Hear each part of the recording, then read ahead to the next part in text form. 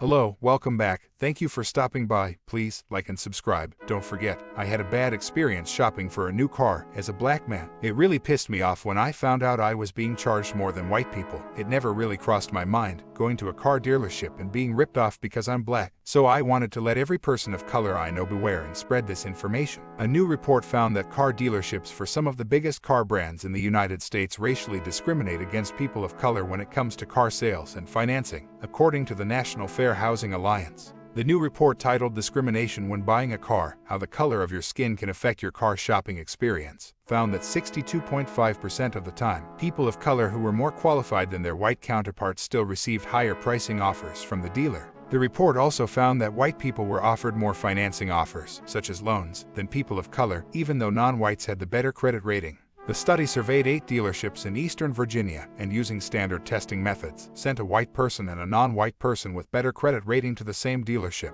The findings are significant, the authors say, since in many parts of the U.S., Americans do not have public transportation option, so buying a car is a must. Auto loans are the third most prevalent form of debt among U.S. residents after home and student loans, and over 3/4 of new cars are purchased using an auto loan, the report states. This discrimination has undoubtedly played a part in creating the racial and ethnic wealth gaps and credit access disparities that exist in the U.S. today, and it will ensure that they persist if allowed to continue unchecked. The NFHA report showed that on average, over the life of a loan, non-white participants who experienced discrimination while car shopping would have to pay an average of over $2,500 more for their vehicle than the less qualified white participants. Although all participants dealt with unfair practices from dealerships, the study showed non-whites received more biased treatment and more economic disadvantages from the dealers and dealerships. For example, people of color would get offered the exact same car as white participants but at a higher price. They would also not get as many rebate offers or as low of interest rates as the white participants during the car buying process. People of color are more likely to live in areas that do not have a mainstream bank, making access to fair auto dealer financing more important for these borrowers. These same consumers are also more likely to live in areas that do not have reliable transportation, which makes the availability of fair and quality auto financing that much more vital.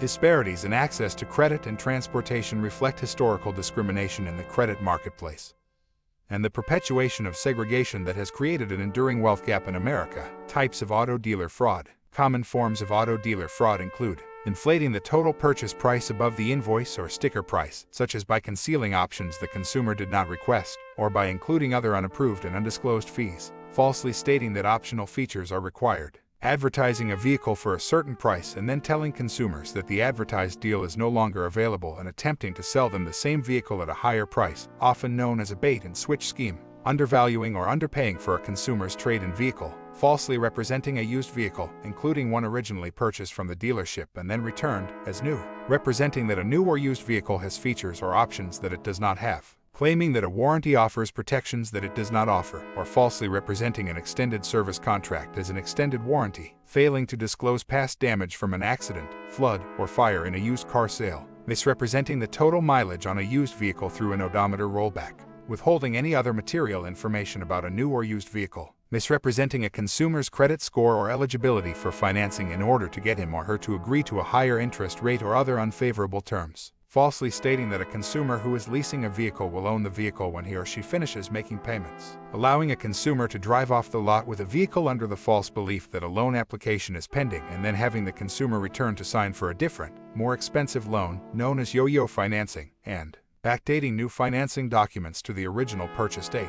Consumers can take steps to protect themselves by resisting aggressive sales tactics, test driving a vehicle before buying it, and demanding a full visual inspection of a vehicle. They should request a repair history for used vehicles and, if purchasing a used vehicle from an individual, ask to have a mechanic inspect it. Consumer protection law. Consumer protection statutes dealing with issues like false advertising apply to many forms of auto dealer fraud. Some statutes and regulations may not apply, however. Auto sales are exempt from the 3-day cooling-off rule, for example, with a few specific exceptions. Used car rule. The Federal Trade Commission is charged with enforcing the used car rule, a federal regulation that requires used car dealers to disclose certain information to consumers. The rule generally prohibits false statements, material misrepresentations, and other unfair or deceptive practices in connection with the sale of used vehicles. The rule prescribes a specific type of notice to be posted conspicuously in the window of any used vehicle offered for sale. The notice must provide the dealer's name and contact information, along with the make, model, year, and vehicle identification number of the vehicle. Briefly describe the terms of any express warranties on the vehicle, including the extent and duration of coverage, or state that no express warranties are offered.